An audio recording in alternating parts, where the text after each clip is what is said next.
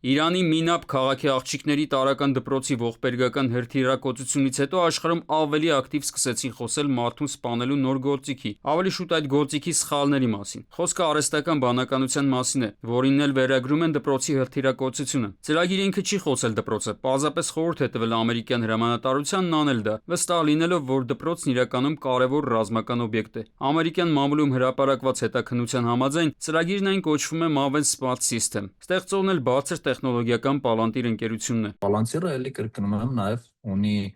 իր շատ մեծ դերը թե ուկրաինական պատերազմի սկզբում, ռուս-ուկրաինական պատերազմի, թե Գազայի գործողություններում։ Իրենք շատ ինտենսիվ կիրառել են, բայց միամիտ կլինի ակնկալել, որ օգնելու համար դաշնակից պետությանը, այս տեսակ տեխնոլոգիաները, որ էֆեկտիվ դարձնես, ավելի արդյունավետ դարձնես, պիտի դու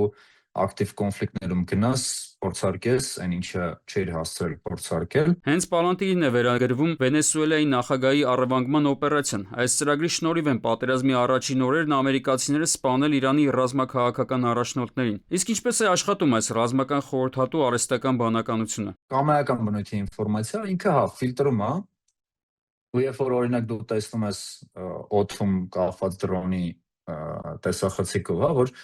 ինչ որ կարմիր մեքենա գնաց, ինքը ասում է սա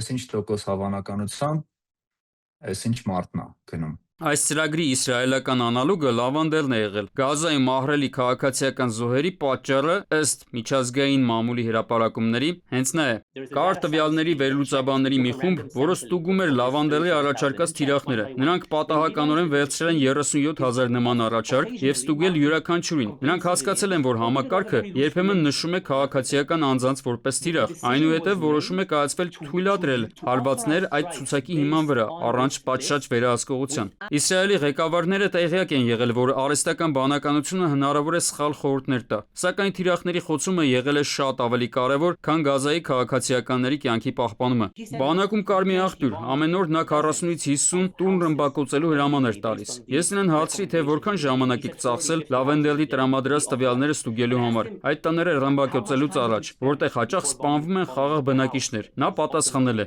մոտ 20 վայրկյան։ Այսինքն ներկա պատերազմում այլևս վերածվել է միջև այս բանակներում գործող ոսկե կանոնը։ Որոշումը կայացվում է մարդու կողմից վերլուծության արդյունքում։ Հիմա վերլուծում է մեքենան, որոշումը եւս կայացնում ըստ էության մեքենան։ Ինչքան ունես հետախուզական աղբյուրներ, վերևից նկարող տեսախցիկներ, գետնից նկարող տեսախցիկներ, տարբեր հետախուզական զեկույցներ, ինչ ինֆորմացիա որ կարելի է ստանալ ընդհանրապես, լցվում է մի հատ